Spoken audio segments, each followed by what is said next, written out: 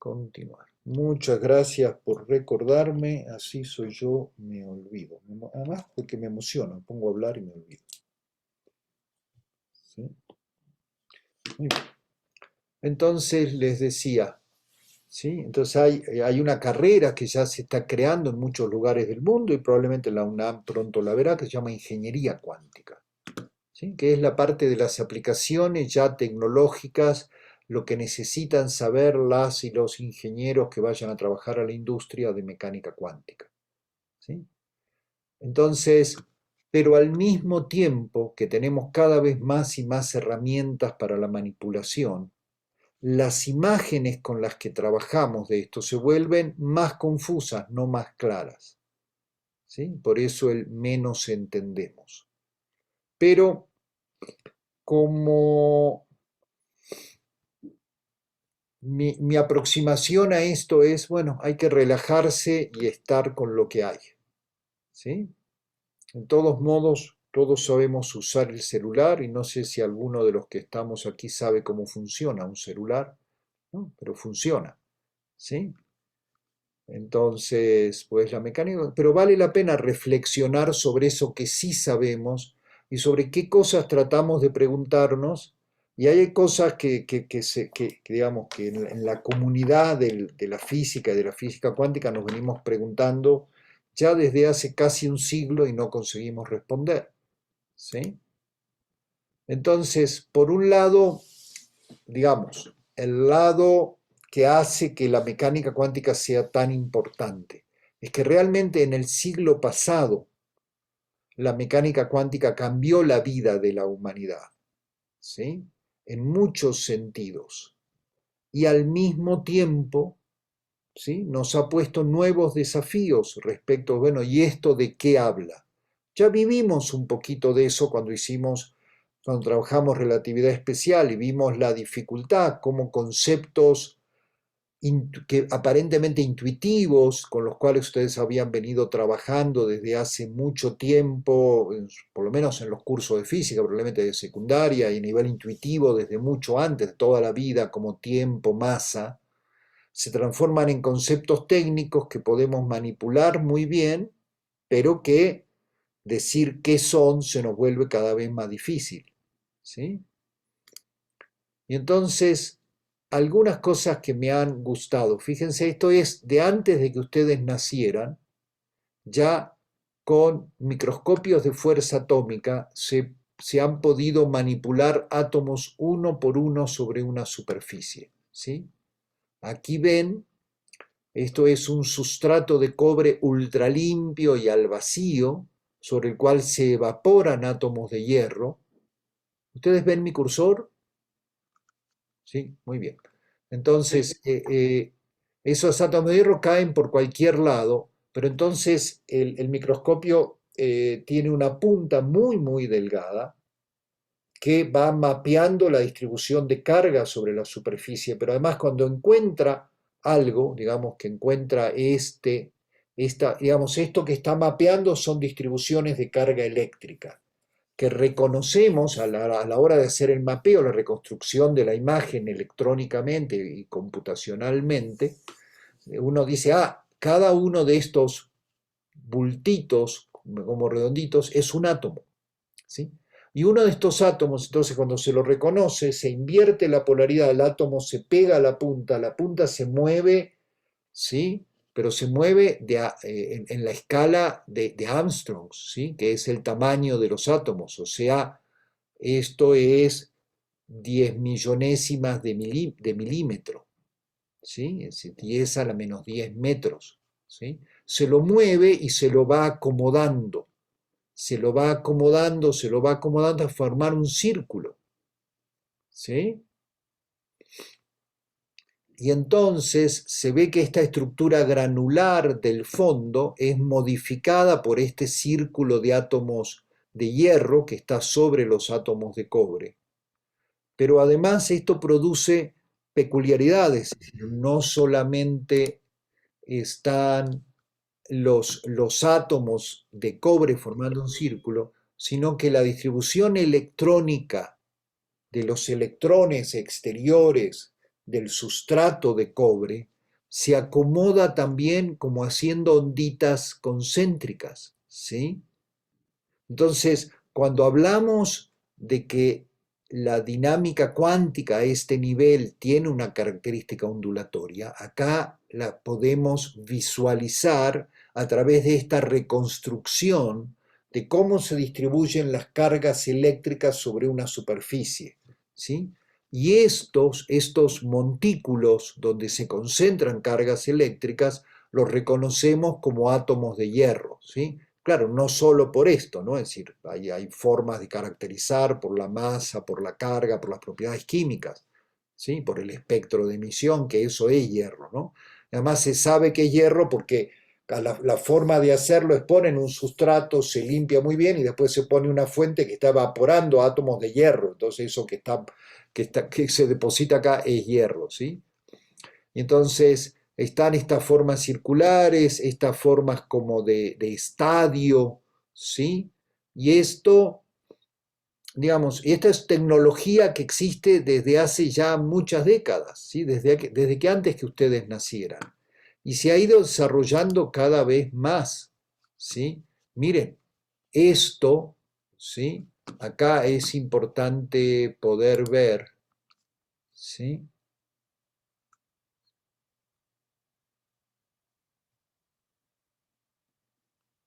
Preguntan acá, veo unas preguntas muy interesantes, entonces, a ver, entonces los bultos que se ven son los átomos de hierro, en la anterior, sí, son los átomos de hierro sobre la superficie de cobre. Y Hugo, en este curso, como lo armamos con Pedro, a cambio de hablar de estos temas que vamos a hablar de información cuántica, no vamos a hablar del modelo estándar de las partículas elementales. El modelo estándar como, digamos, como descripción sí está en el programa oficial de este curso, pero no lo vamos a platicar aquí. ¿Sí? Ay, perdón. Y entonces, ay, acá, es decir, si pueden ver la escala, esto es en nanómetros, ¿sí? O sea, de 10 a 20, o sea, cada pedacito de estos nanómetros, esto es 10 a la menos 9 metros. Esto que está escrito acá está escrito con átomos, ¿sí? Y esto lo saqué de esta página y esto ya es de hace 12 años, ¿sí? Entonces, quiero que vayan viendo, esto es todo sobre superficies, es decir, esto es una tecnología, como les decía ya, muy impresionante para mí, pero más vieja en algún sentido, que es manipular átomos sobre una superficie, ¿sí? Esto que están viendo abajo es diferente, esta es una red que se construye con láseres que interfieren entre sí y forman máximos y mínimos y que atrapan átomos individuales a una distancia un poquito más grande que estas, porque si esto es luz visible, quiere decir que los máximos o los mínimos están separados entre sí del orden de una micra. Lo que es muy impresionante acá es que aquí hay átomos de rubidio, que son los que brillan en azul, y átomos de cesio, que son los que brillan en amarillo, ¿sí? Y se los puede manipular individualmente. Uy, permítame un segundo, ya vengo.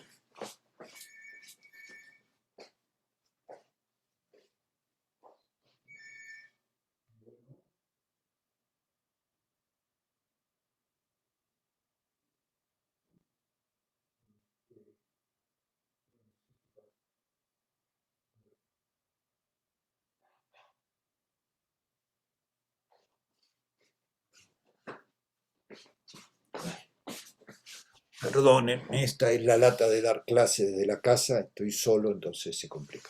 Bueno, les decía, esto que estamos viendo aquí son átomos y se los puede encender y apagar individualmente, hacer que brillen o no brillen. Y este es el nivel de manipulación, como este es un grupo de colegas, ¿sí? Que están en Chicago, hicieron un edificio, representaron así esquemáticamente la Torre Sears, que es un edificio muy famoso de Chicago, ¿sí? Y aquí está como este frijol, ¿sí? Que son lugares, ¿sí? Pregunta si esto es para hacer pantalla. No, esto va mucho más allá. Las pantallas se hacen con, eh, con LEDs muy chiquititos, pero en una escala muchísimo más grande que esta. ¿Sí? Acá estamos, o sea, la pantalla tiene algunos millones de puntos, ¿sí? Pero no tiene el número, es decir, esto es una resolución mucho más grande, ¿sí? Estamos hablando acá estamos hablando del orden de micras y acá estamos hablando del orden de nanómetros, ¿sí? Entonces, esto se los cuento, me gustó porque esto es del mes pasado, ¿sí? Entonces, este es el nivel de manipulación individual de átomos que hay, ¿sí? Y que, digamos, y esto tiene varias cosas. Primero, por supuesto, esto de acá arriba y lo que les mostraba antes es importantísimo en la ciencia de materiales, cuando se pueden crear capas de materiales que tienen una capa de átomos de un tipo y una capa de átomos de otro tipo y así van, ¿sí? Pero esto es muy lento y se queda preparado así. Aquí la manipulación puede ser muy rápida, ¿sí? Entonces se pueden manipular los átomos individualmente y muy rápidamente. Entonces esto tiene otros usos, como por ejemplo para memorias cuánticas, ¿sí? Esto, es decir, donde se pueden grabar, digamos, porque en principio prender o apagar sería algo muy sofisticado de manipulación de imágenes o de información, pero clásica. Pero cuando se pueden hacer estados superpuestos, ¿no? O sea, que átomos en diferentes lugares, por ejemplo, compartan propiedades cuánticas, que no están en uno o en otro, sino que están en dos lugares al mismo tiempo compartiendo las propiedades, ¿sí? Eso permite ir mucho más allá. Y de eso es lo que se trata, digamos, toda la segunda, todo esto, lo que venimos viendo, lo que ya vieron con Pedro y lo que vamos a ver todo el resto del curso, tiene que ver con eso, con estas propiedades cuánticas, ¿sí? Que van más allá de lo que se hace, ¿sí? Y esto es ya una realidad. O sea, no solamente esta capacidad de manipular, sino el Internet cuántico. El Internet cuántico está muy cerca nuestro. Ya hay redes en ciudades donde a través de la red de fibra óptica que se usa para las casas, yo no he conseguido que en mi casa me pongan en Internet con fibra óptica, pero en muchos lugares está llegando, ¿sí? Y en muchas ciudades del mundo, utilizando la red comercial de fibra óptica, se están haciendo, es decir, la fibra óptica usualmente transmite pulsos que tienen miles de millones de fotones cada pulso, pero se pueden hacer huecos sincronizados, o sea, en acuerdo los laboratorios de investigación con las compañías telefónicas o de comunicaciones que manejan las fibras ópticas, pueden crear huequitos en frecuencia y en tiempo, y en esos transmiten solamente un fotón en un estado particular. Y eso se puede enviar, detectar y usar para hacer comunicación cuántica, ¿sí? Entonces, de eso es lo que se trata esta parte del curso, justo esta de la que estamos trabajando ahora, que continúa lo que han venido viendo con Pedro.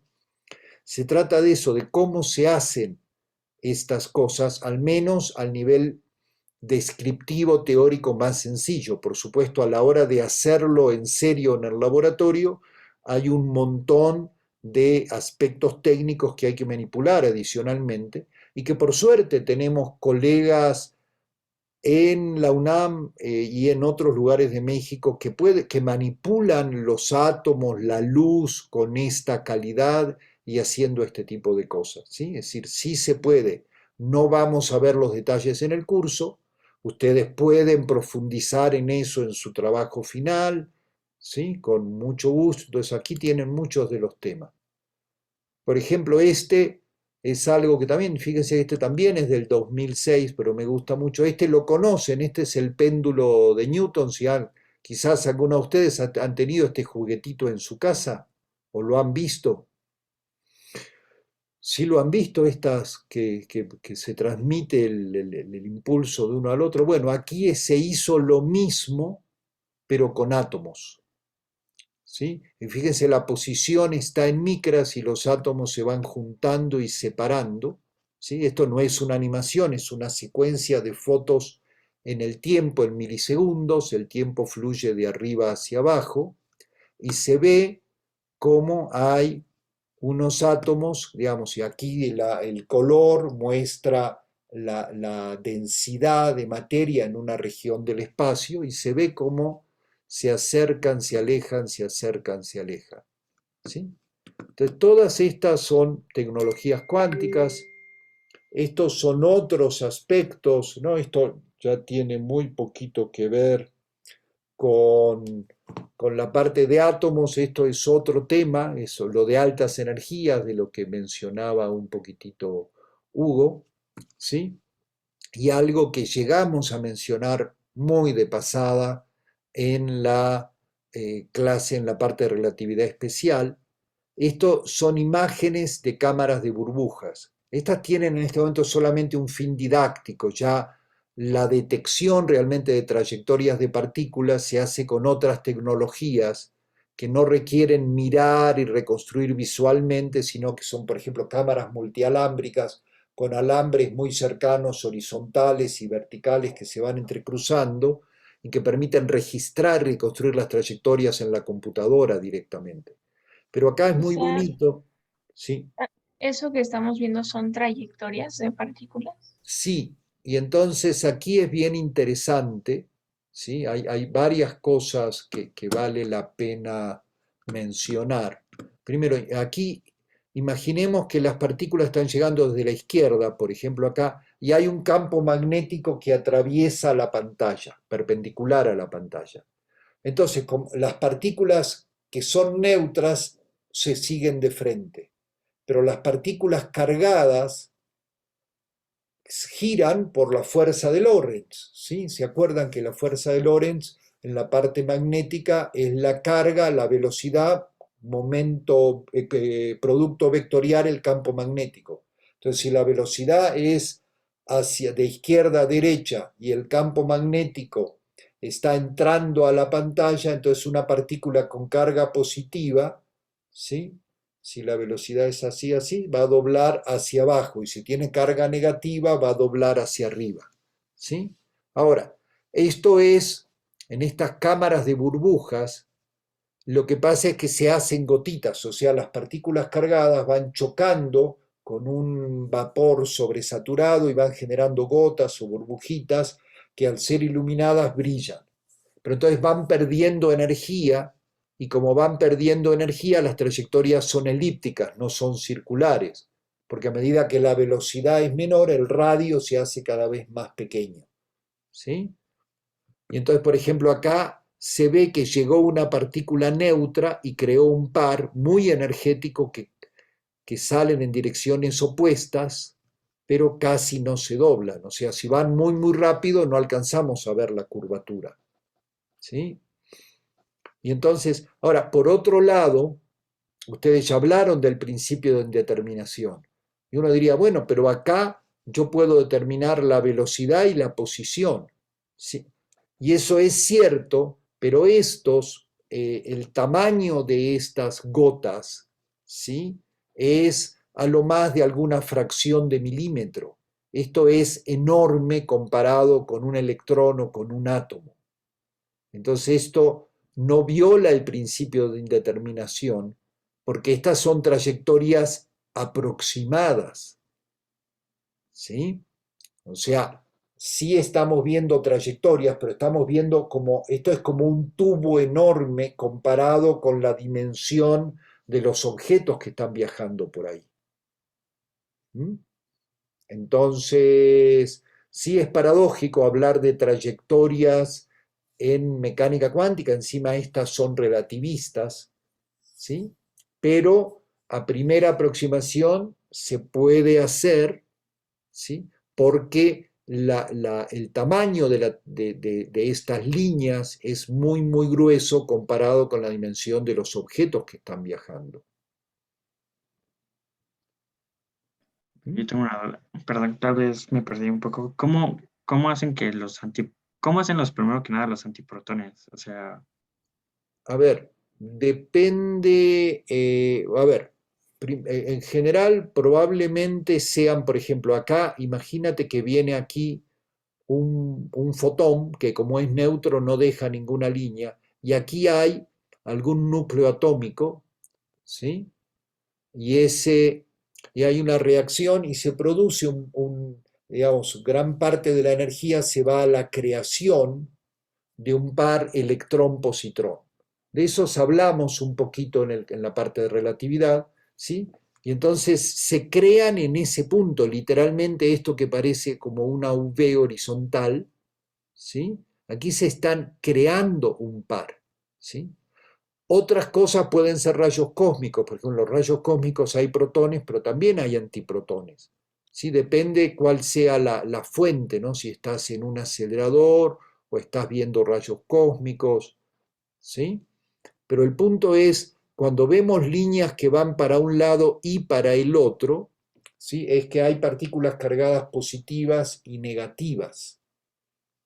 ¿Sí? Entonces acá se ve un flujo, esto probablemente sea rayos cósmicos, entonces acá se ve un flujo continuo de muchas partículas cargadas muy energéticas, ¿sí? Entonces que pasan de largo esencialmente, y como esto está lleno de átomos que no vemos porque esto es un vapor, ¿sí?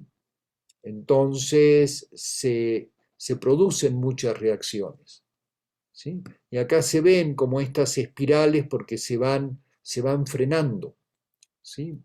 Digamos, al mismo tiempo que nos permiten ver su posición, esto lo hacen por muchos choques y se van frenando.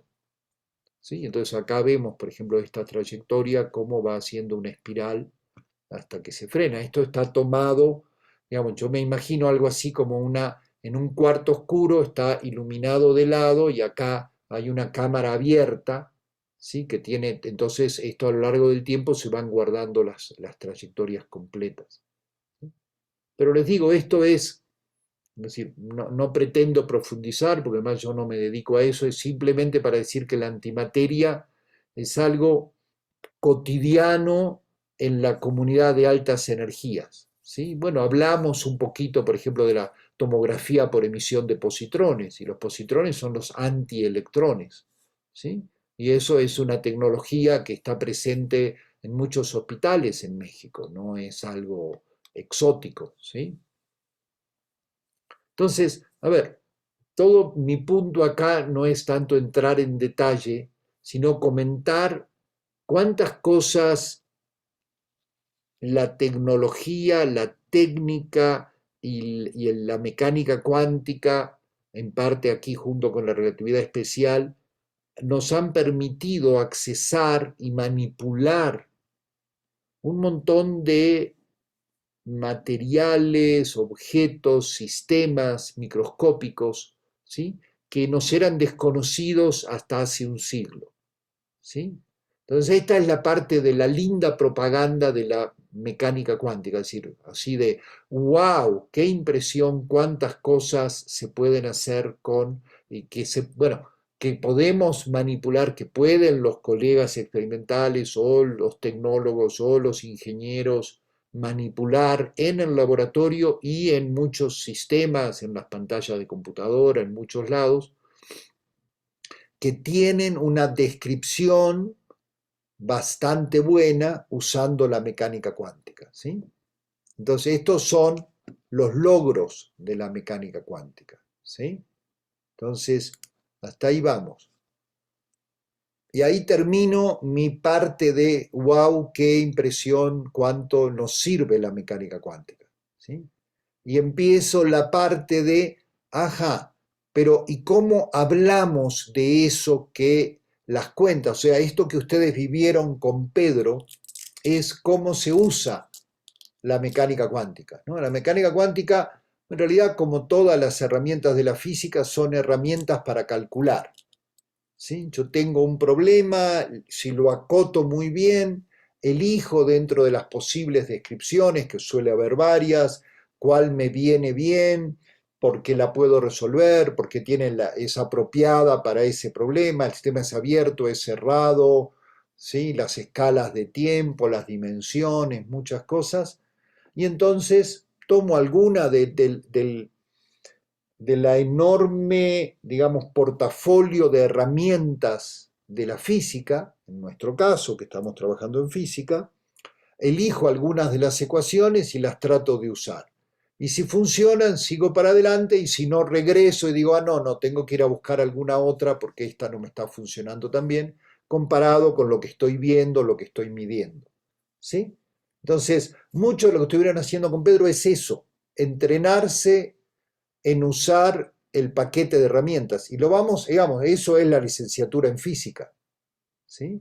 Ahora, también es muy lindo, a muchos nos gusta, al mismo tiempo que usamos el paquete de herramientas, dejar volar la imaginación y preguntarnos, ajá, pero ¿y esto qué es? ¿Sí? Y eso ha pasado sistemáticamente. Digamos, ha pasado en muchas áreas en que todos los seres humanos tendemos a ir desde la cosa muy práctica a las preguntas de todo tipo que nos hacemos, ¿sí? Y en ese camino de hacernos preguntas, ¿sí? Y hay algunas que podemos ir respondiendo, suele pasar que por cada respuesta nos surgen 5 preguntas nuevas, ¿sí? Pero también es lindo, ¿no? Explorar eso. Y eso es lo que intentamos hacer aquí, ¿sí? Y entonces, esto es muy sencillo, es las ideas de la mecánica clásica, ¿sí? Entonces, en mecánica clásica, digamos, sobre todo desde Newton, está el concepto de partícula. Y ese concepto es un invento, pero es un invento increíblemente útil, ¿sí? Y ustedes, digamos, es lo que usamos en los cursos de física. Y entonces, para describir el movimiento de un objeto, hablamos posición, velocidad y masa, y con eso ya tenemos las condiciones iniciales. Si conocemos la fuerza, clásicamente podemos describir las trayectorias, ¿sí? Ahora, los objetos normalmente son muy complicados. Todos los objetos son muy complicados, ¿sí? Son compuestos de muchas cosas. Pero para efectos prácticos suele alcanzar con eso. Cuando usamos un GPS, ¿sí? Cuando usamos Google Maps o cualquier otra aplicación que quieran usar, aparecemos como un puntito que tiene una ubicación y se mueve a una cierta velocidad, ¿sí? Y eso, para los fines de estar caminando o estar andando en auto, es suficiente, ¿sí? Entonces, estos son como los conceptos, y si recuerdan, esto es lo que generalizamos en la parte de relatividad especial, ¿sí? Hablamos usando posición y velocidad, masa, entonces hablamos del momento, ¿sí?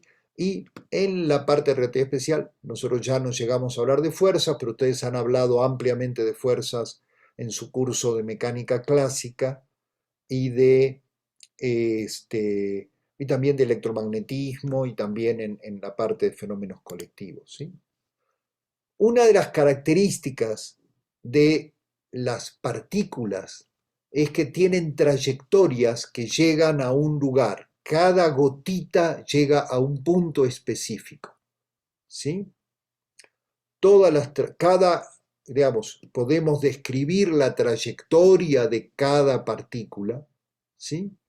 Y cuando tenemos muchas que llegan al mismo tiempo, siempre se suman. Nunca ocurre que dos gotitas lleguen a un lugar y ahí no haya nada, ¿sí? Siempre se van a mezclar o se van a superponer, ¿sí? O van a chocar, ¿sí? Depende de lo que sean, pero nunca se van a restar o anular, ¿sí? Entonces, ¿esto por qué lo digo? Porque, bueno, ustedes lo estuvieron viendo con Pedro, el contraste con las ondas, ¿sí? Mientras que la trayectoria de una partícula está muy localizada, las ondas siempre están distribuidas, ¿sí? Siempre tienen una extensión espacial, temporal, ¿sí? Claro, puedo tener paquetes de onda y ustedes estuvieron repasando o viendo por primera vez, si no lo habían visto en fenómenos colectivos, el concepto de paquete de ondas, ¿sí? Y entonces estas ondas son colectivas, o sea, involucran siempre desde el punto de vista de las partículas, muchas partículas, en un movimiento que siempre tiene que tener cierta coherencia para que la onda exista. ¿Sí? Y entonces por eso es colectivo, no solamente porque implica a muchos, sino que implica a muchos con una coherencia, con una coordinación entre ellos. Y acá tenemos algunos ejemplos, ¿sí? Bueno, esto es una imagen de interferencia. Aquí, esto es una cubeta de olas con dos pelotitas que están pegando suavemente sobre el agua, suben y bajan. Esto está iluminado desde la derecha, entonces las olas se ven brillando del lado derecho y oscuras del lado izquierdo porque es la sombra, ¿sí? Porque la fuente de luz está casi a la altura de la superficie del agua. Y aquí se ve claramente que si yo pongo un corcho acá, el corcho va a estar subiendo y bajando. En cambio, si pongo un corcho flotando aquí, no le va a pasar nada, ¿sí? Y esto es interferencia, ¿sí? Y eso es lo que, esta es la firma de las ondas. Decimos que algo se describe como onda si presenta interferencia, ¿sí? Entonces, las ondas, cada una de estas ondas, estas son la suma de dos ondas, están deslocalizadas y entonces al sumarse, como se suman, tienen partes positivas y negativas, ¿sí? Pueden sumarse o restarse. Y entonces tengo regiones donde la onda desaparece. Cuando llegan dos ondas, la interferencia puede ser destructiva y que desaparezcan o constructivas y que se sumen al doble, ¿sí? Igual, esta me parece una imagen muy bonita de cómo se marcó en la arena de la playa la difracción de las olas que son prácticamente planas y entran por esta abertura en la arena y se abren casi en un semicírculo, ¿sí? Y entonces esta propiedad de abrirse es la que caracteriza también eso, está más cercano a lo que llamamos difracción, aunque interferencia y difracción son palabras que se mezclan, se superponen, ¿sí? No hay una línea que separe interferencia de difracción, ¿sí? Simplemente por costumbre, por convención, algunos fenómenos ondulatorios los llamamos difracción y a otros interferencia, pero siempre es una suma. Aquí tenemos una suma de dos fuentes y acá para describir esto, si ustedes, supongo que varios de ustedes están tomando el curso de óptica, ¿sí? Entonces la forma de escribir esto es imaginar que cuando llega el frente de ondas, o sea, la ola a esta abertura, cada puntito de la abertura es un emisor, que todos están emitiendo en fase. Y entonces avanza la suma del frente de ondas y se abre de esta manera. Y así describimos la difracción, ¿sí? Entonces es lo mismo, nada más que acá hay dos y acá estamos pensando en todos los pedacitos de la ola que llegaron al mismo tiempo a este lugar, ¿sí? Entonces, y digamos, podemos tratar de localizar, de hacer un paquete de ondas, ¿sí? Pero esto ustedes lo estuvieron viendo con Pedro. Podemos tratar de localizarlo en el tiempo y en el espacio, ¿sí? Pero si hacemos un paquete de ondas cada vez más cortito en el tiempo, entonces necesitamos más y más frecuencias, ¿sí? Y si lo tratamos de cerrar, eso es la difracción, si tratamos de atrapar esta ola que es muy larga, y la tratamos de atrapar en un pedacito, entonces esta ola que solamente estaba viajando en esta dirección, ahora empieza a tener componentes también en la dirección lateral, ¿sí? Y esto es el principio de indeterminación. El principio de indeterminación está en el corazón de las ondas, ¿sí? Para, para hacer un paquete que tenga muy poca duración temporal, tengo que usar muchas frecuencias, ¿no? Y eso creo que lo vieron un poco con Pedro. Si tengo luz monocromática y la corto y hago la descripción de Fourier, ustedes estuvieron haciendo en algunas tareas la descripción de Fourier, solamente por el hecho de cortar en el tiempo un paquete que tenía una sola frecuencia, le aparecen un montón de frecuencias más. Y eso no es un invento matemático, eso se observa en la luz, se observa en el sonido, ¿sí?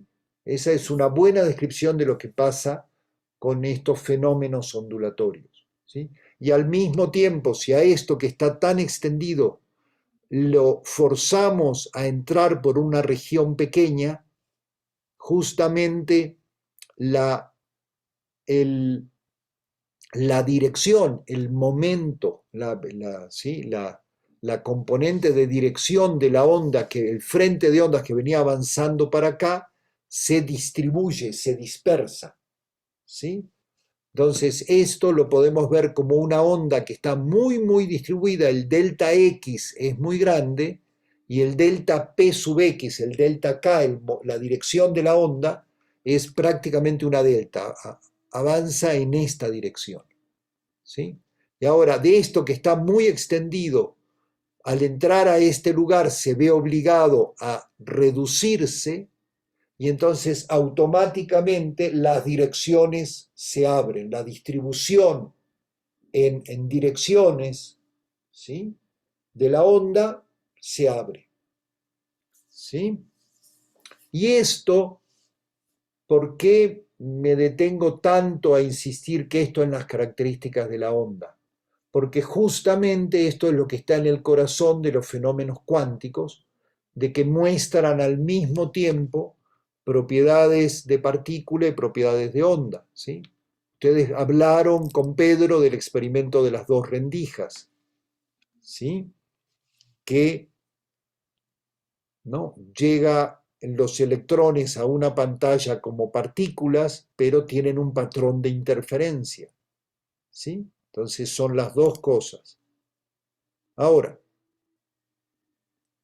a mí me gusta, justo parte de esta presentación, es contarles cómo se ve algo equivalente al experimento de las dos rendijas, pero con luz y con fotones. ¿Cómo vamos hasta aquí? ¿Quieren que tomemos un pequeño descanso y seguimos?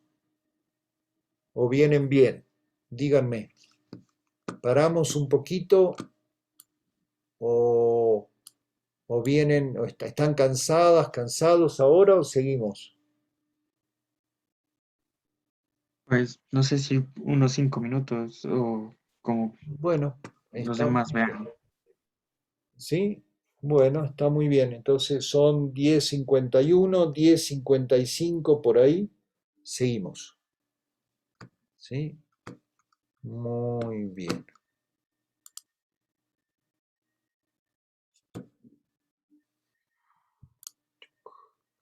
Volvemos a poner la grabación.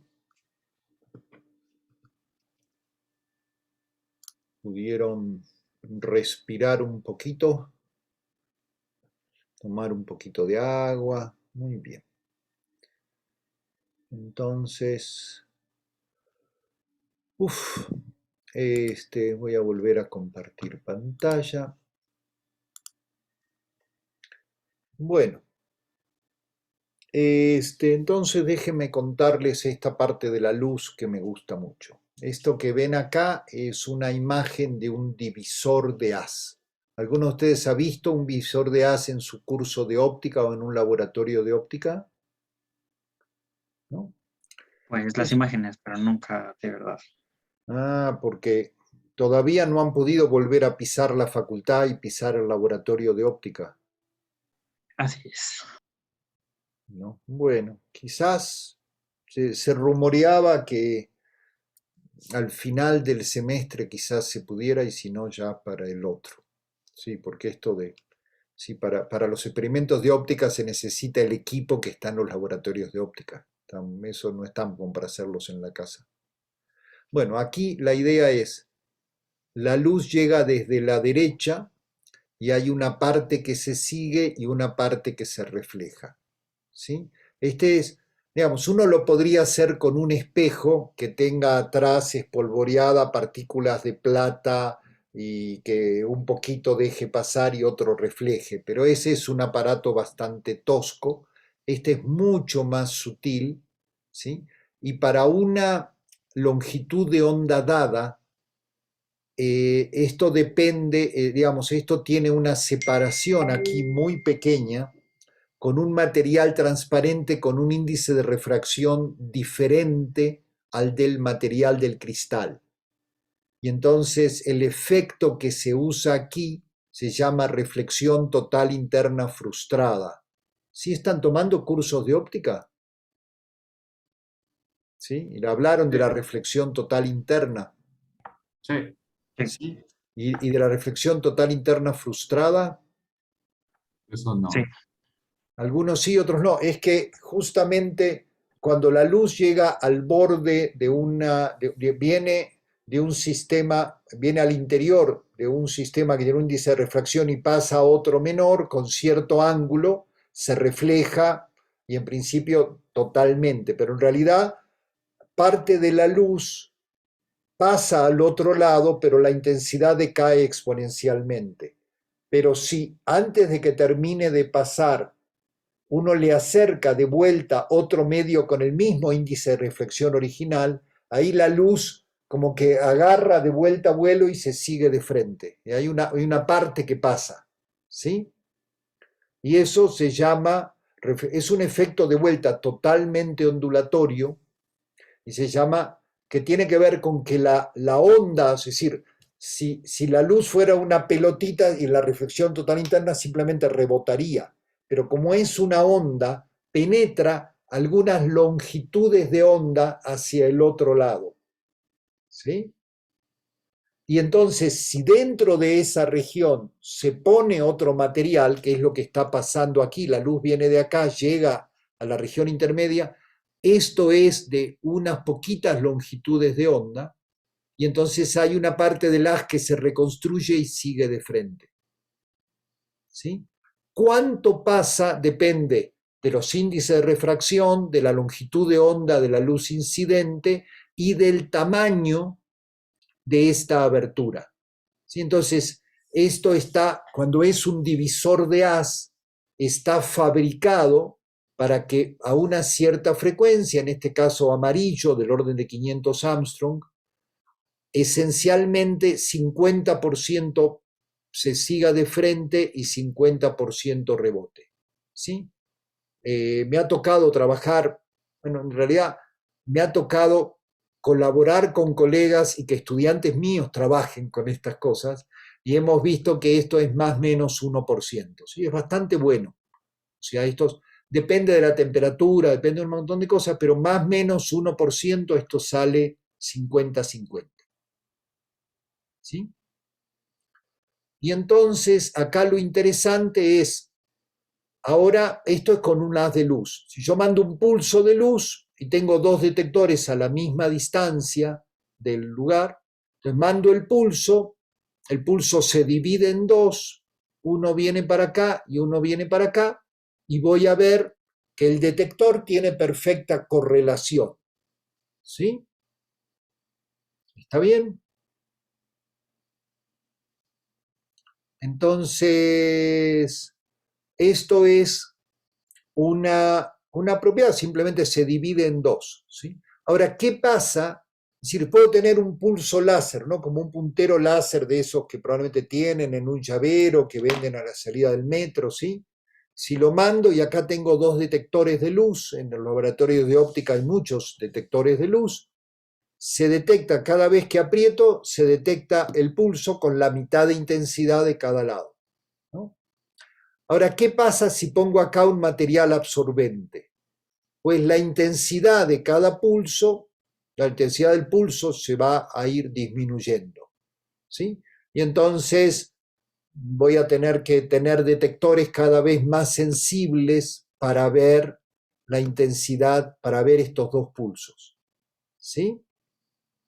Y puedo seguir disminuyendo y disminuyendo, ¿sí?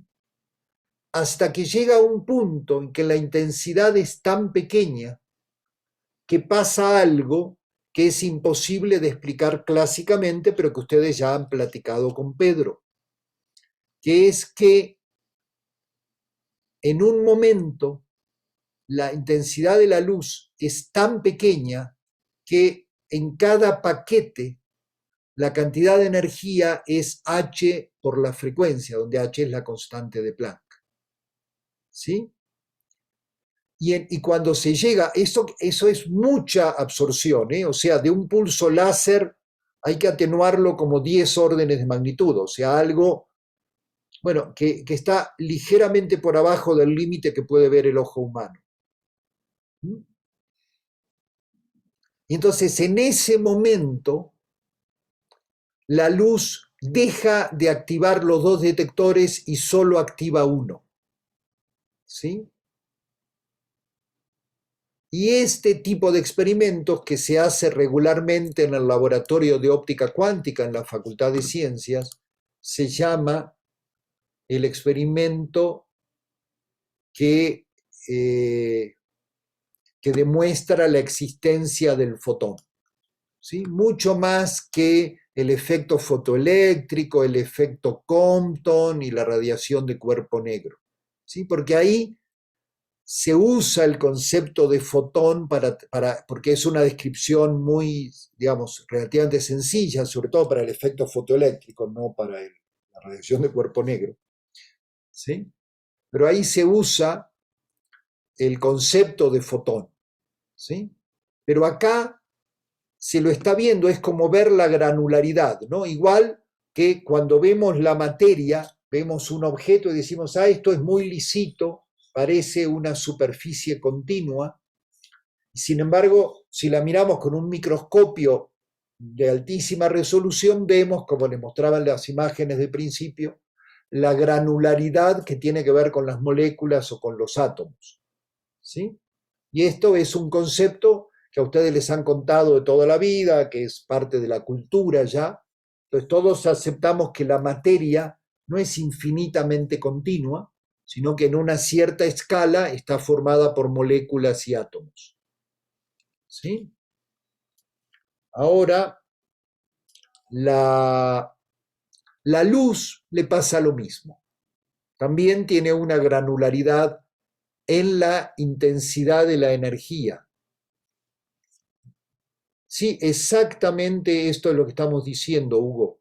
Es decir, el hecho de que si yo tengo pulsos de luz y les voy bajando la intensidad, veo perfecta correlación en el clics de los dos detectores, sigo bajando, sigo bajando, sigo bajando, y llega un momento en que a veces detectan los dos y a veces uno solo.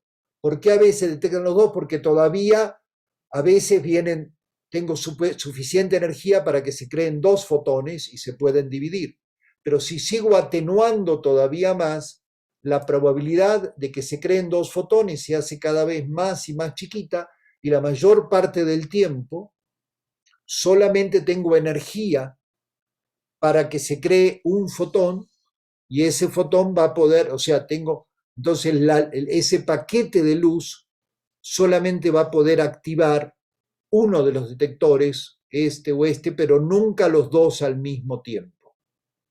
Y a ese efecto de que hay una intensidad mínima por debajo de la cual dejan de detectarse, de activarse simultáneamente los dos detectores cuando llega un pulso y solo se activa uno, ¿sí?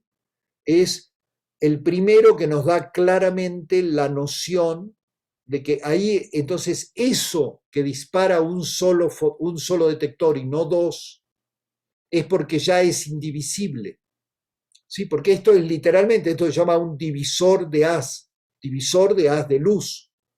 Esto divide la luz en dos direcciones, ¿sí? Pero a partir de cierta intensidad, la luz solamente tiene energía suficiente para activar un detector y no dos.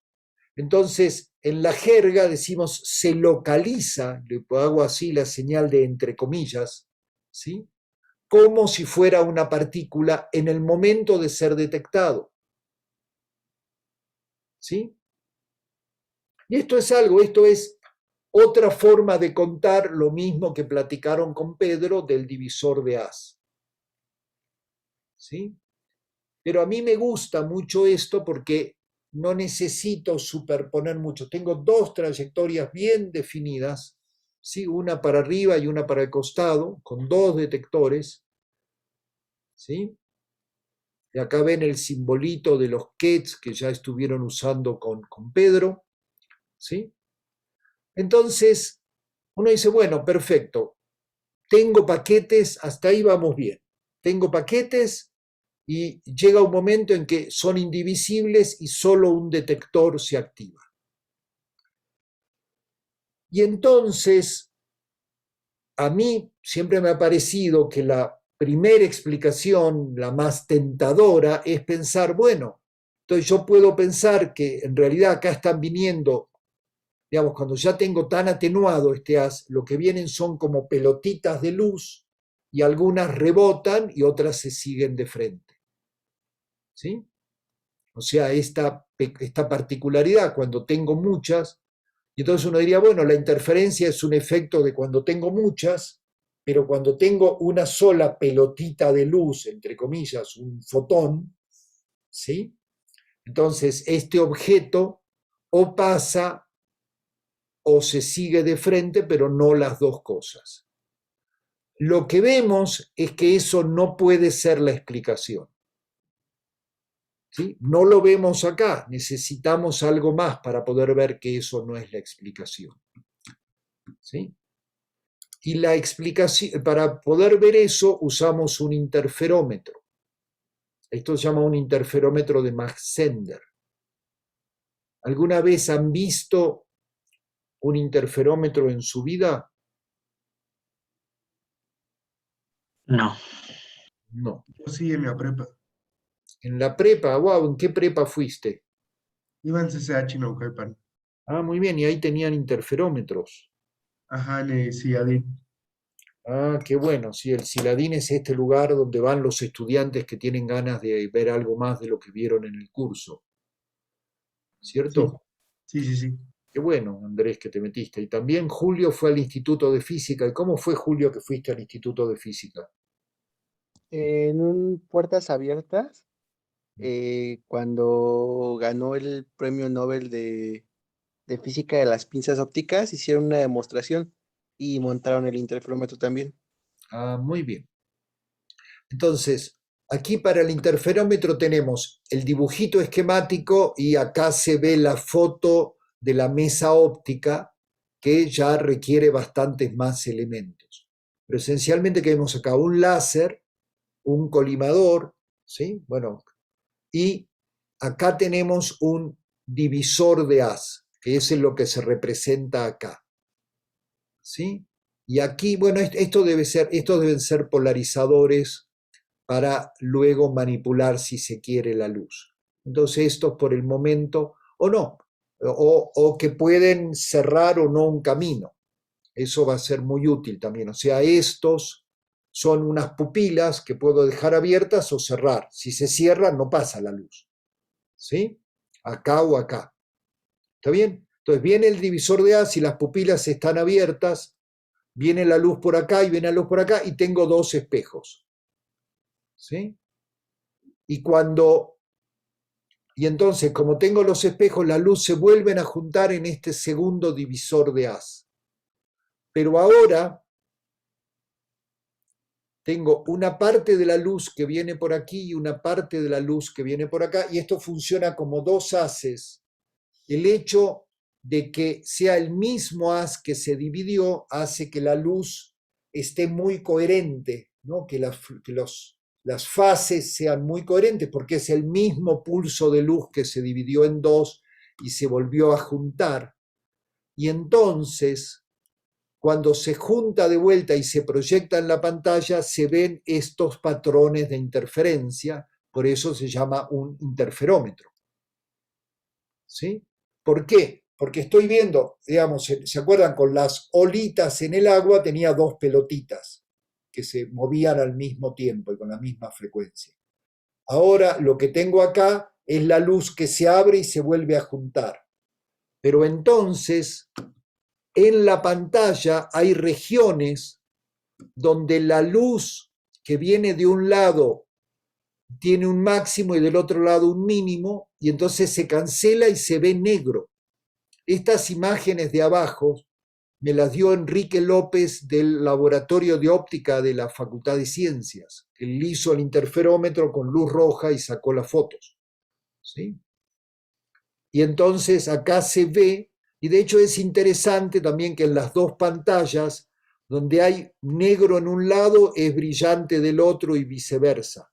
¿Sí? Acá justo a este punto raro, acá es negro, acá es brillante y así. ¿Sí? Están, es decir, justo los máximos y los mínimos están desplazados. ¿Sí?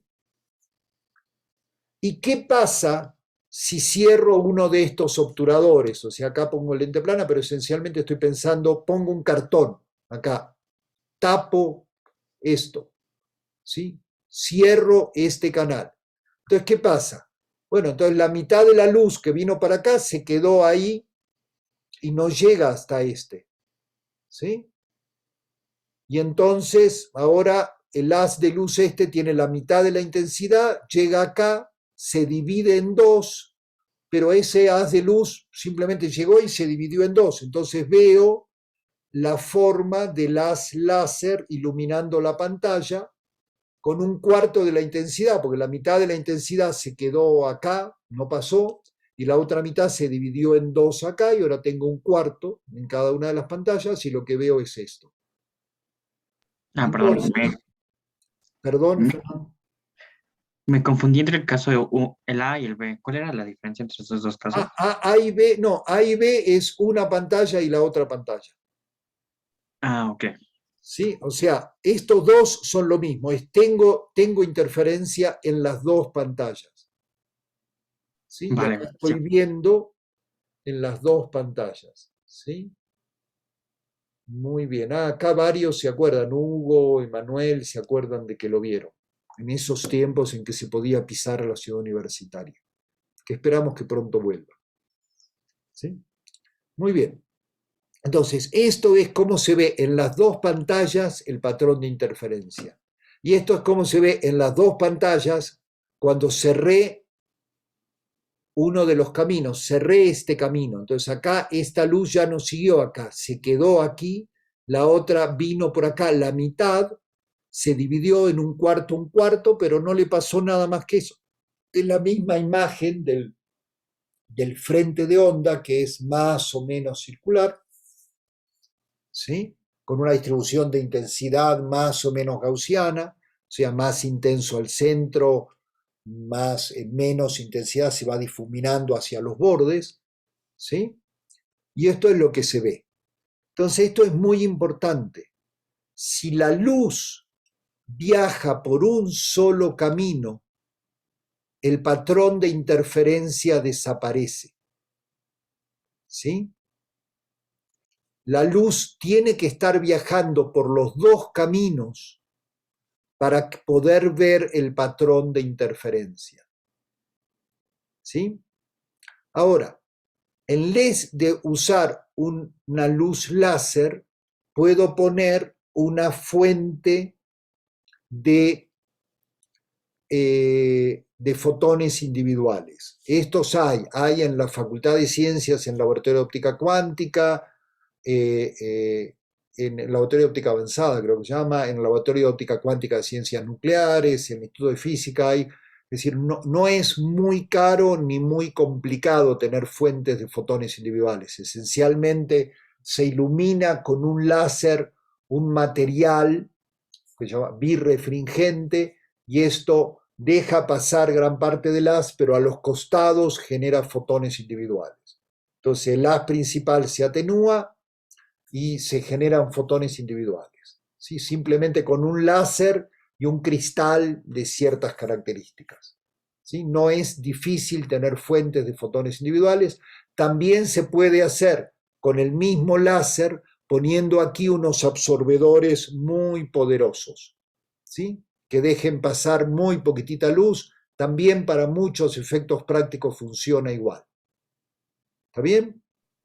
Pero, Entonces, por ejemplo, voy absorbiendo. Si voy absorbiendo, cada vez esto, digamos, si tengo ahora, ya no puedo tener una pantalla, tengo que tener, digamos, una cámara CCD de alta sensibilidad.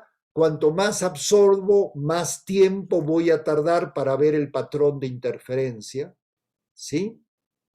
¿Está bien?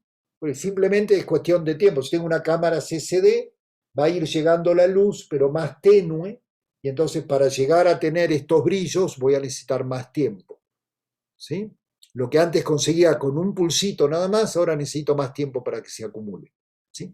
Pero ¿qué pasa cuando llego a esa intensidad en que cuando tenía un divisor de haz y los dos detectores directamente aquí y acá, me consta que solo pasa uno? ¿Sí? O sea, llego a esa intensidad que en el caso anterior solo uno de los dos detectores se activaba. Entonces me consta que están pasando solo un fotón por vez, está entrando al interferómetro. ¿Sí? Entonces, ¿qué esperaría? Pues, si están entrando de a uno y siguen una trayectoria, si el divisor de haz hace que el fotón vaya por aquí o por acá, debería haber esto cuando se acumulan los suficientes. ¿Sí? Porque si va solo por un lado, no puedo ver un patrón de interferencia. ¿Sí? Eso es lo mismo que cuando mando el pulso y tapo uno de los lados. O sea, si tengo un fotón a la vez que entra y recién cuando es detectado entra el siguiente, ¿sí? Si el fotón fuera por un solo lado, no vería el patrón de interferencia. ¿Sí? Ahora, ustedes ya saben qué pasa, y esto es lo que pasa cuando empiezan a ir muchos fotones. ¿Sí? Ya habían visto este tipo de videos o este tipo de imágenes, ¿cierto? ¿Sí? Cada puntito es un píxel. Esto no es el tamaño del fotón, ese es el tamaño del píxel en la cámara CCD. ¿Sí? Pero entonces uno ve varias cosas. Ve que cada fotón solo activa un píxel. ¿Sí? Está muy localizado, muy peculiar. Y sin embargo, el patrón de interferencia es muy claro. Acá abajo se está sumando a lo largo de toda la fila el número total de fotones detectados. ¿Sí? Entonces, esto es la dualidad partícula-onda. Cada fotón solo activa un píxel, ¿sí? Como si fuera una pelotita. Pero en conjunto generan un patrón de interferencia. Esto es exactamente lo mismo que el experimento de la doble rendija, solamente que a mí me queda más cómodo hablar del interferómetro. ¿Sí? Me gusta esta narrativa del interferómetro. ¿Sí? Entonces, esto es lo que viene. Ahora, nos aseguramos de que hay un fotón en promedio. Es muy raro que haya dos fotones en el interferómetro. ¿Cómo se hace eso? Fíjense, se pueden tener flujos de 1 millón de fotones por segundo. ¿Sí? Pero sabemos, ¿se acuerdan qué distancia recorre la luz en un nanosegundo? ¿Se acuerdan de eso? Como ¿Cuánto 30 recorre? centímetros, ¿no? ¿Eh? Como 30 centímetros. Muy bien, entonces en una millonésima de segundo, o sea, un microsegundo, recorre 300 metros. ¿Sí? Entonces la distancia, si yo tengo fotones con un flujo promedio de 1 millón por segundo, la separación promedio entre fotones es de 300 metros.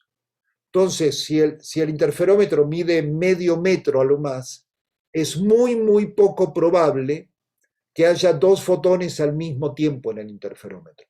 Entonces los fotones están entrando y saliendo uno por uno al interferómetro. ¿Sí? Y sin embargo interfieren. ¿Sí? Entonces, en este caso, o sea, cuando ya estamos en el caso de que estén entrando y saliendo uno por uno, no estamos viendo un haz de luz, no se ve, solo se detectan los fotones cuando... El ojo humano está en el límite, depende de la sensibilidad de cada uno. Los conos y bastones del ojo humano en promedio se activan con 3, 4 fotones. 5. Ok, ¿Sí? órale. ¿Está bien? Sí, sí. Pero, a ver, pero igual, con el microscopio, decíamos, a ver, tú puedes tener, pero las cámaras CCDs de alta calidad como las que tiene Pedro, sí pueden, o las que tiene Alfred Uren, ¿sí? Sí pueden detectar fotones individuales. ¿Sí? O sea, el celular tiene una cámara CCD, ¿sí? Es una cámara que se activa por la llegada de la luz y eso es lo que usa para generar las fotos que sacamos con el celular. ¿Sí? Bueno, la de Pedro es mucho más cara, la de Pedro creo que costó varios miles de dólares, porque tiene resolución de fotones individuales, igual que la que tiene Alfred, tiene la capacidad de detectar fotones individuales, ¿sí? Entonces sí, digamos, esto no lo ves con el ojo, digamos, si está llegando directamente al ojo, ¿sí? Pero sí, digamos, esto no es una tecnología, esto ustedes lo pueden hacer con un poquito de suerte el próximo semestre, si la facultad está abierta y entonces toman la optativa de óptica cuántica en el laboratorio de óptica avanzada de la Facultad de Ciencias, que es una optativa que pueden tomar a partir del sexto semestre, pueden hacer este experimento. ¿Sí? Ustedes pueden hacer el experimento que demuestra la existencia del fotón en el laboratorio de óptica avanzada, creando fotones individuales y detectándolos con detectores de fotones individuales. ¿Sí? Pero digamos, tenemos toda esta idea de las galaxias, las supernovas y todo, y prácticamente nada de eso lo podemos ver con el ojo. Todo requiere telescopios, el telescopio espacial y todo eso, pero estamos acostumbrados a creerle, digamos, a esas imágenes formadas por aparatos. ¿Sí?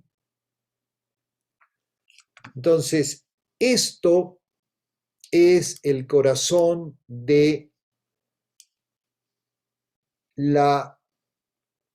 el primero de los dos grandes resultados diferentes, contraintuitivos, provocadores y al mismo tiempo que abren la posibilidad de tecnologías gigantescas, ¿sí? Que ya están en uso.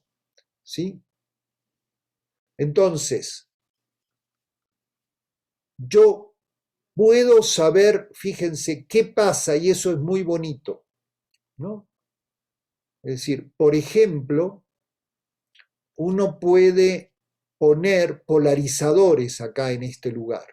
Polarizadores con luz que dejen pasar, por ejemplo, primero puedo que acá solamente pase luz con polarización diagonal. ¿Hablaron en óptica de polarización de la luz? ¿Sí? Y entonces la polarización diagonal tiene una componente horizontal y una componente vertical. ¿Sí? Entonces aquí puedo poner un polarizador lineal horizontal y aquí uno vertical, y entonces yo voy a poder saber, ¿no? Por ejemplo, acá puedo poner un divisor de haz que deje pasar solamente una polarización. ¿Sí? Y entonces, si es vertical y vino por acá, va a dar a esta pantalla, y si es horizontal, tiene que haber venido por acá y va a ir a dar a esta pantalla.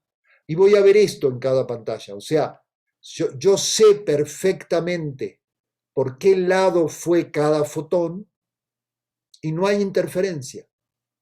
¿Sí? Eso en inglés se llama which way experiment. Son experimentos de por dónde fue. ¿Sí? Yo puedo saber por dónde fue, sí, y se elimina la interferencia. ¿Sí? Y hay formas de hacerlo gradualmente, con polarización o con otras muchas formas. Uno puede regular, pasar de no sé nada de por dónde está yendo a sé perfectamente por dónde está yendo. Y lo que pasa es que hay una medida que se usa en los interferómetros que es la visibilidad. ¿Sí? ¿La visibilidad qué es? Es la intensidad máxima en el máximo menos la intensidad en el mínimo dividido la suma. ¿Sí? Y eso es más claro aquí, ¿por qué menos la intensidad en el mínimo? Porque aún en el mínimo siempre hay un poquito de luz. ¿Sí? Este experimento no tiene visibilidad del 100% porque el contraste entre máximo y mínimo no es absoluto. En las regiones de los mínimos hay un poquito de detección también, lo ven acá. ¿Sí? Entonces la visibilidad es la diferencia dividido la suma. ¿Sí? Si acá es 0, la diferencia dividido la suma me va a dar 1. Si son iguales, la diferencia entre el máximo y el mínimo es 0, desapareció. ¿Sí? Entonces la visibilidad me dice cuánto puedo distinguir el máximo del mínimo. ¿Sí? Y uno puede ver que cuanto más, si no sé nada sobre por dónde están yendo los fotones, la visibilidad es máxima. Y uno puede ir cambiando, hay experimentos muy bonitos en los que van cambiando suavemente la distinción de por dónde va la luz, ¿sí? Y a medida que la información de por dónde está disponible, fíjense que ni siquiera tenemos que saberla, alcanza con que esté disponible esa información, la diferencia entre máximos y mínimos se hace más pequeña, y cuando podemos distinguir perfectamente por dónde va la luz, el patrón de interferencia desaparece completamente. ¿Sí? Entonces nosotros podemos jugar con esto de distingo trayectoria o veo patrón de interferencia. Y en la literatura de la óptica cuántica, a veces cuando distingo trayectoria se dice que estoy trabajando con el fotón como partícula. Y si veo el patrón de interferencia, se dice que estoy trabajando como onda. ¿Sí? Y puedo ir de uno al otro, no, digamos, y aquí claramente en este experimento coexisten esas dos propiedades, ¿no? Porque también, aunque acá no sé la trayectoria, claramente cada fotón llega solo a un punto en la pantalla. ¿Sí? Y esto es bien interesante, porque la luz viene, se abre, ¿no? Se abre, viene, es decir, el fotón es parte, cada fotón es parte de este haz, ¿sí? O sea, yo estoy atenuando, pero no sé cuál de todos estos es, si es alguno. ¿Está bien? Y entonces la pregunta es, ¿dónde pega cuál es la posición del próximo fotón. ¿Sí? Y lo que vemos es que de aquí puedo sacar una distribución de frecuencias relativas, ¿no? O sea, veo que es más probable que pegue al medio que pegue en los extremos, y veo que hay regiones donde es muy poco probable y regiones donde es mucho más probable. Entonces tengo lo que se llama una distribución de probabilidades. ¿Sí? Y es notable porque eso es lo único que nos da la mecánica cuántica. Probabilidades de resultados de mediciones. ¿Sí? Y esto es quizás uno de los alejamientos más grandes de la física clásica, tanto de la mecánica como del electromagnetismo, de la teoría de ondas. ¿Sí? Es decir, en la mecánica está esta suposición de que si yo conozco las condiciones iniciales y las fuerzas que actúan, puedo predecir perfectamente. ¿Sí? Quizás escucharon hablar de una afirmación de Laplace que decía, si hubiera un ser tan inteligente que conociera la posición y la velocidad inicial de todos los objetos del universo, ese ser podría conocer todo el pasado y todo el futuro del universo. ¿Si escucharon esa frase alguna vez mencionarse? ¿No? Y creo que sí. Bueno, esa es de Laplace. Búsquenla en internet mientras voy a atender el timbre y regreso.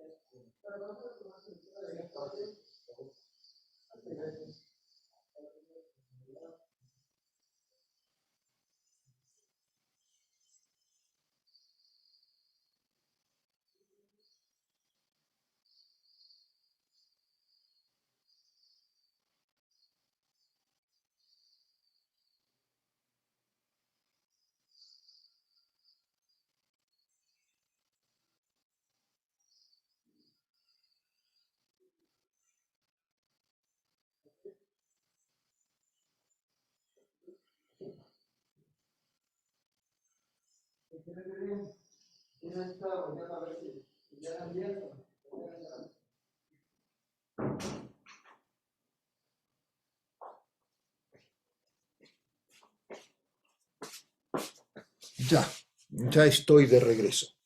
Bueno, entonces encontraron la cita de Laplace. ¿Sí? Bueno, eso que era un sueño, digamos, eso es de principios del siglo XIX, y se vio reforzado por el uso de las leyes de Newton para encontrar Urano, Neptuno, Plutón, ¿sí? Entonces, wow, esto es súper poderoso. Bueno, esos son los casos de éxito más famosos, ¿sí? Todo el siglo XX nos cuenta ya desde el siglo XX de que eso en general es absolutamente falso. ¿Sí? No podemos hacer predicciones. ¿Sí? Por un lado tenemos aún a nivel astronómico el caos clásico, ¿sí? Aún con las ecuaciones de Newton la enorme mayoría son caóticas y no permiten hacer predicciones a largo plazo, pero además la mecánica cuántica tiene este azar intrínseco de la mecánica cuántica. ¿Sí? Entonces, este es un cambio que para alguna gente es algo contra lo que están luchando, pero cada vez menos. O sea, al principio generó enorme rechazo, esta sensación de, bueno, pero eso lo único que quiere decir es que a la mecánica cuántica le falta algo. ¿Sí? Ya habrán escuchado hablar de las muchas teorías de variables ocultas. Pero aún mucha gente que busca decir, a ver, no, de ninguna manera creo que la mecánica cuántica sea la verdad última, definitiva de nada, pero creo que sí señala muy claramente que solo podemos predecir probabilidades, o sea, no podemos predecir el futuro. Podemos dar algunas probabilidades y eso considerando si es que conocemos lo suficiente. Y por esto es que vamos a dedicar las siguientes 2 clases o 3 a hablar de probabilidades. ¿Sí? Porque es todo lo que podemos tener. ¿Sí? Entonces necesitamos repasar un poquito de qué habla la probabilidad. ¿Sí? Acá vemos probabilidad como lo que se llama frecuencia relativa, o sea, número de puntitos en esta región respecto del número total de puntitos. ¿Sí? Entonces de esto vamos a hablar más. ¿Sí? Pero entonces esto es lo que llama Feynman digamos, la primer gran pregunta de la mecánica cuántica. ¿Sí? ¿Qué es esto que se comporta como partícula y como onda? ¿Sí? Y si ustedes se sienten incómodos porque Pedro no les explicó bien qué es esto, pues les comento que yo tampoco les puedo explicar qué es esto, porque nadie sabe qué es esto. ¿Sí? Nadie sabe qué es un fotón. ¿Sí? En algún sentido podemos decir, es un instrumento de la teoría mecánica cuántica para describir cosas. ¿Sí?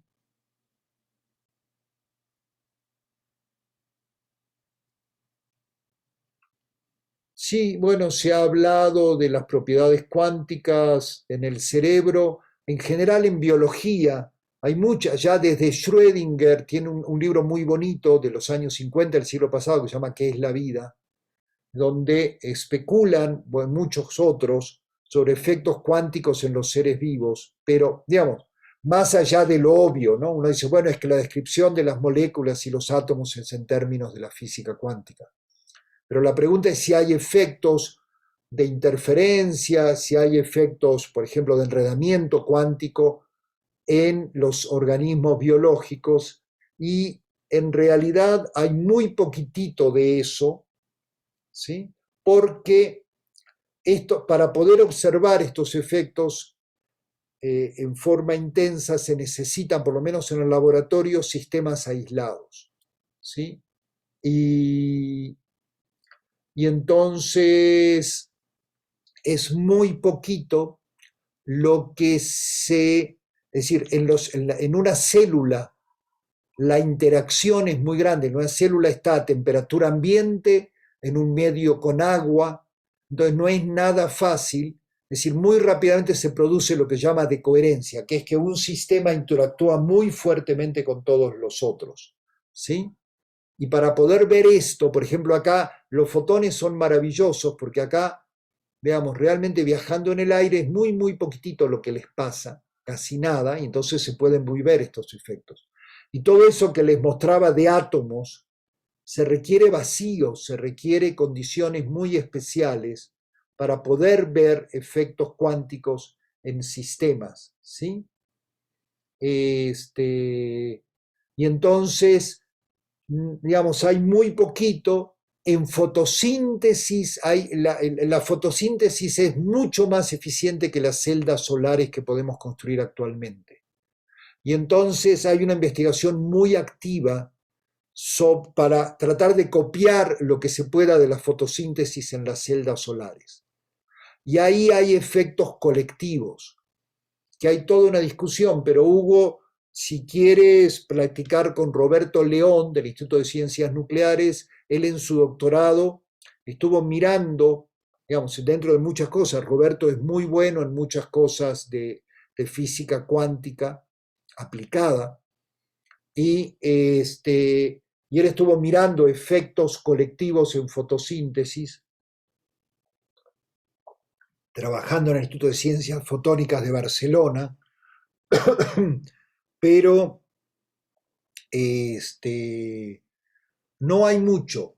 Mira, Julio, está bien, si te interesan efectos cuánticos en sistemas biológicos, hay un poquitito en la colectividad de la fotosíntesis. Hay unas algas a las cuales se les puede extraer las antenas que hacen la fotosíntesis, y hay estudios muy interesantes de eso, aunque es dudoso. Justo lo que probaron Roberto de León de nuestro instituto con con Juan Torres, ahí del ICFO, del Instituto de Ciencias Fotónicas de Barcelona, es que hay otra, que eso simplemente implica colectividad, pero no necesariamente colectividad cuántica, ¿sí? Y hay otra cosa, hay otra área donde está muy de moda, que es la navegación magnética de las aves. ¿Cómo es que las aves hacen estas migraciones de miles de kilómetros? Entonces parece que tienen una pequeña brújula justo ahí entre los ojos, y ahí hay bastante material donde están viendo o no si hay efectos cuánticos. Yo no he visto nada muy concluyente sobre efectos cuánticos en biología, pero hay algunos sistemas, yo esos dos son los que más conozco, donde se puede ver algo, ¿no? Ahora, si te interesa, por ejemplo, la física médica, ahí hay montones de aplicaciones de la mecánica cuántica, ¿no? En tratamientos contra el cáncer, en radiodiagnóstico, en montones de cosas, ¿sí?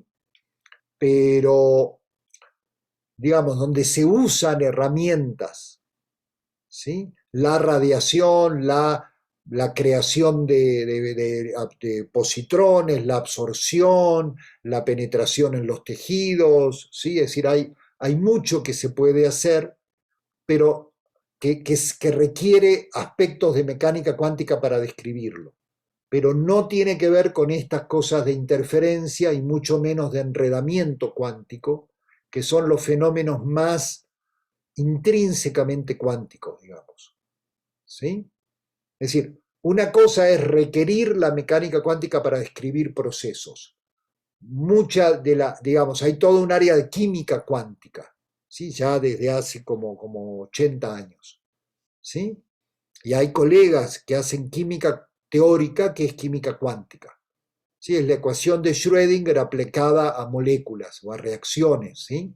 En este momento se puede hacer química de tiempo real, viendo cómo una molécula se une con otra y reacciona, y se puede mapear la reacción química, ¿sí? Es decir, hay cosas fascinantes, muchas de esas, ¿sí? Pero esas no necesariamente involucran efectos como estos, ¿no? Porque uno diría, es decir, si vamos acá,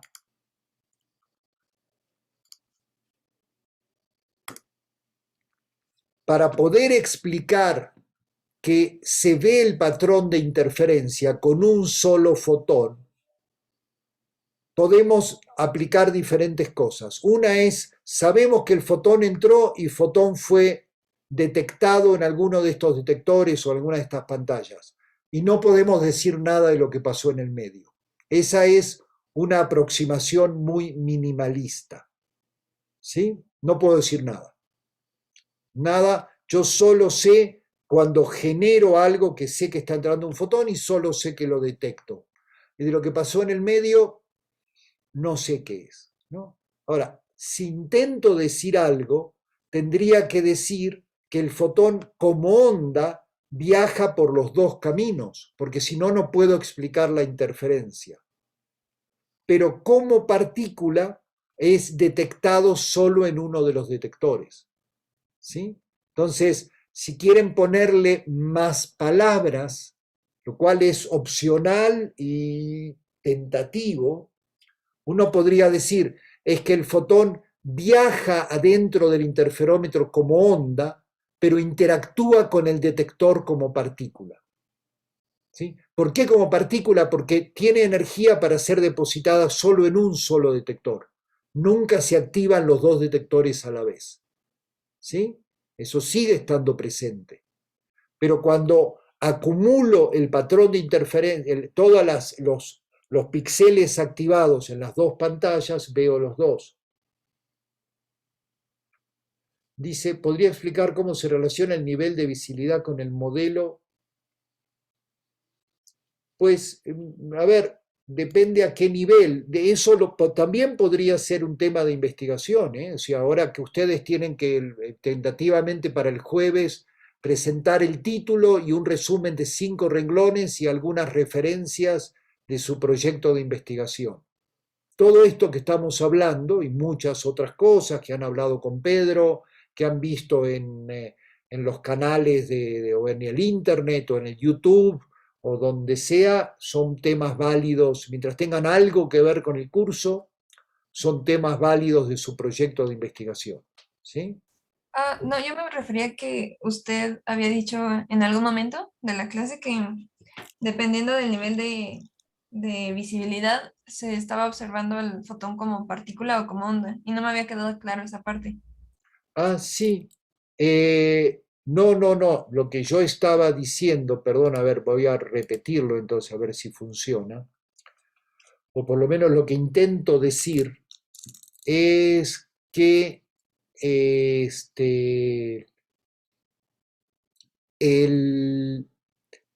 digamos, esto es un efecto totalmente de la interferencia, de las ondas. Si yo distingo por qué camino va la luz, el patrón de interferencia desaparece.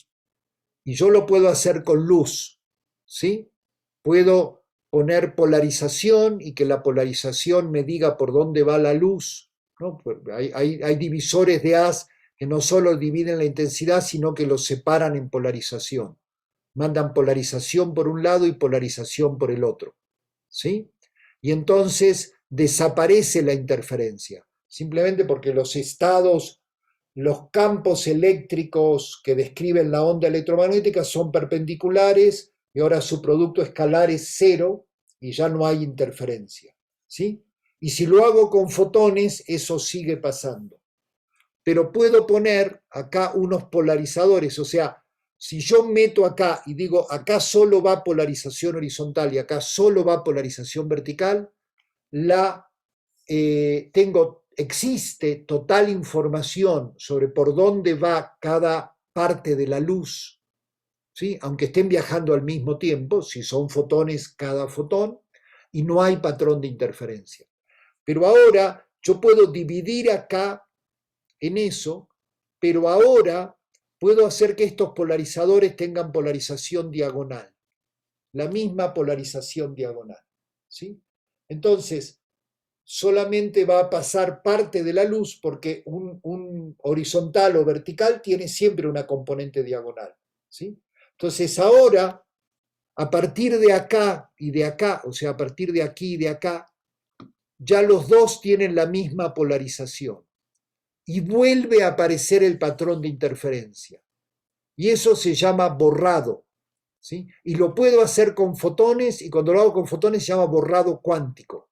O sea, yo pongo la información de por dónde está viajando y antes de que llegue al lugar donde van a interferir, la borro, ¿sí? Y si borro esa información, reaparece el patrón de interferencia, ¿sí? Entonces eso a mí me encanta que pueda poner y sacar esa información manipulando en el laboratorio, ¿no?, los objetos del interferómetro, ¿sí? Entonces, Natalia, lo primero es este efecto de que si sé por dónde va, desaparece el patrón de interferencia, es un efecto de la luz, que los fotones heredan, pero es un efecto totalmente de toda la luz, ¿sí? Y igual que con la luz, acá tengo visibilidad máxima, acá tengo visibilidad cero. Si en lugar de simplemente bloquear, ahora pongo, por ejemplo, acá un polarizador y acá borro la información de la polarización, puedo hacer que la visibilidad vaya entre 1 y 0 o entre 0 y 1. ¿Sí? O puedo poner un polarizador de un lado y acá ponerlo a 90 grados y entonces desaparece totalmente la interferencia y tengo clara información de por dónde van, o puedo hacer que uno de los polarizadores se vaya alineando con el otro, entonces ahí se va perdiendo la información de por dónde va la luz y reaparece el patrón de interferencia. Entonces, hay dos partes. No sé si Natalia, si esto ayuda. Sí, ya me quedó más claro, es que me confundí mucho en esa parte de lo de el borrado de información. Muy bien, bueno, es que, a ver, son conceptos todos estos que yo les voy contando, ¿sí? Esto del Mach-Zehnder y cómo se comporta y todo eso está en la tarea que tienen que entregar el próximo lunes, la tarea 9 es el primer ejercicio. ¿Sí? Esto que les estoy contando acá, lo tienen que quizás las notas, lo que yo dije, lo que encuentren en internet, ¿sí? Y entonces esta es la dualidad partícula-onda, bueno, y el azar cuántico y los fotones. De todo esto ya hemos hablado, ¿sí? Y entonces es esta idea de que solo podemos predecir probabilidades, ¿sí? Y este gato de Schrödinger, ustedes saben que Schrödinger inventó la idea de gato de Schrödinger en los años 50 del siglo pasado para ridiculizar la aplicación de la mecánica cuántica a un sistema macroscópico como un gato. Su idea era, a ver, no tiene sentido decir que el gato está vivo y muerto al mismo tiempo. Si un gato, pobre gato, está vivo o está muerto. ¿Sí? Pero en este momento la tecnología está permitiendo hacer superposiciones no de gatos, pero sí de objetos del tamaño de micras, ¿sí? Y cada vez más grande. O sea, esta superposición cuántica. Esto, porque en algún sentido el fotón, la onda del fotón, o sea, se han hecho estos experimentos de interferencia, separando 100 kilómetros los fotones y volviéndolos a reunir. ¿Sí? O sea, la onda puede estar muy, muy separada. Y si uno la puede volver a reunir sin que interactúe mucho con el medio ambiente, voy a seguir viendo los efectos cuánticos. ¿Sí? Entonces, esto es algo, esta coexistencia de onda y partícula, característica de la mecánica cuántica, es algo muy peculiar. ¿Sí? Otra cosa peculiar es el enredamiento, esto de tener propiedades compartidas que se pierden las propiedades individuales, de lo cual vamos a hablar bastante en las próximas semanas. ¿Sí? Acá está un poquito lo que trataba de contarles cómo se hace, pero no me quiero detener ahora porque ya se nos acaba el tiempo de la clase. ¿Sí?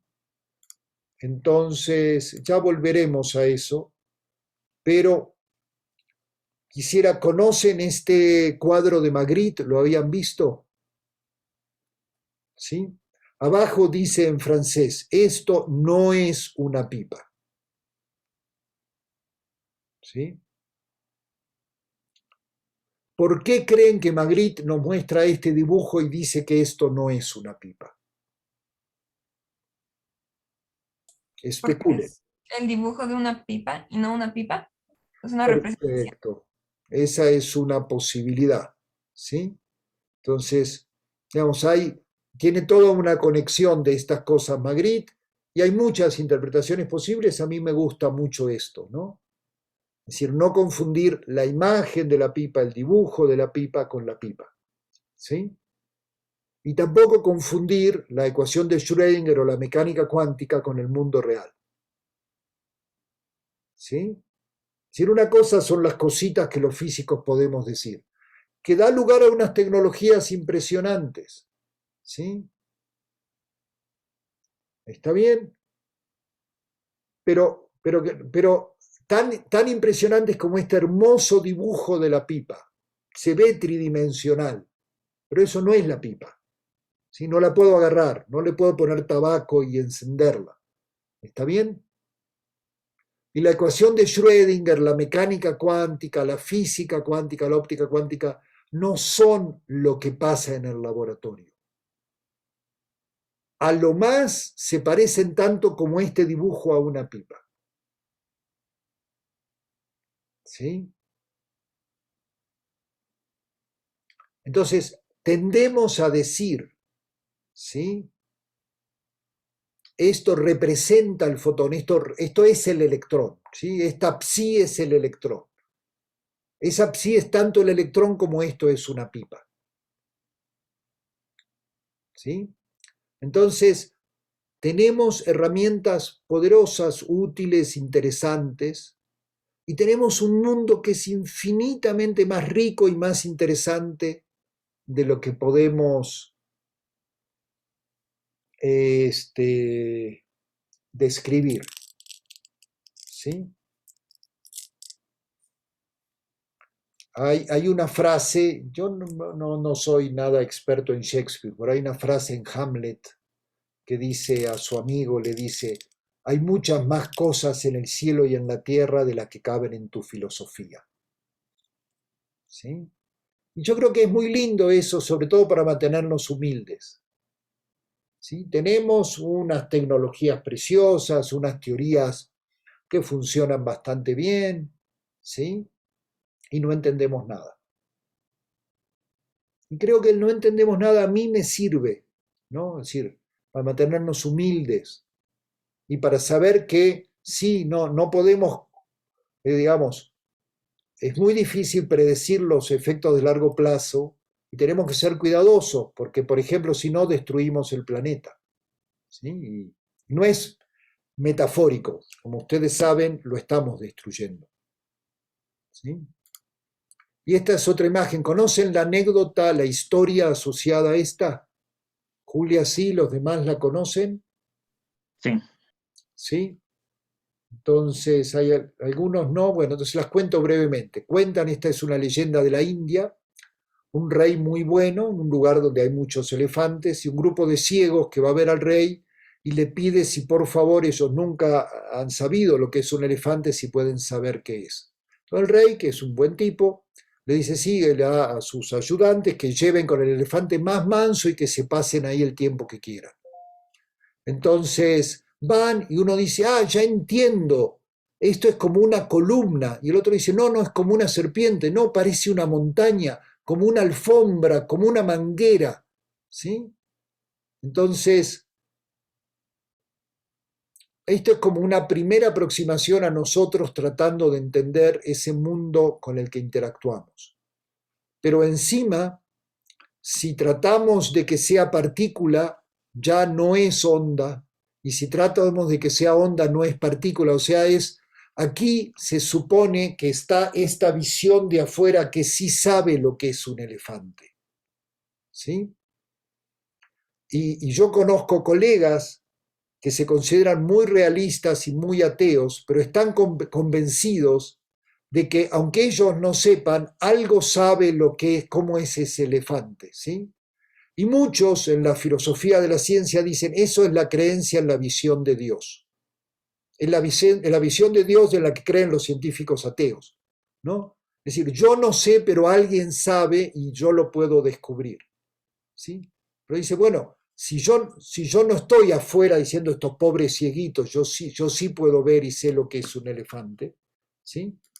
¿Qué me garantiza que puedo saber todo eso? ¿Sí?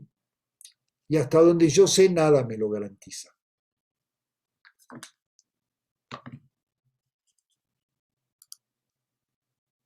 Bueno, esto es el anticipo de lo que viene en las próximas clases. Justo para compensar el pragmatismo de Pedro, hoy tuvieron una clase muy filosófica. Y a partir de la próxima vamos a ir, ¿no? Pero entonces les encargo mucho el proyecto de investigación. En la clase de mañana les voy a pedir que me compartan las ideas que tienen, ¿sí? No, Emanuel, nadie sabe. No te preocupes, no estás solo, ¿sí?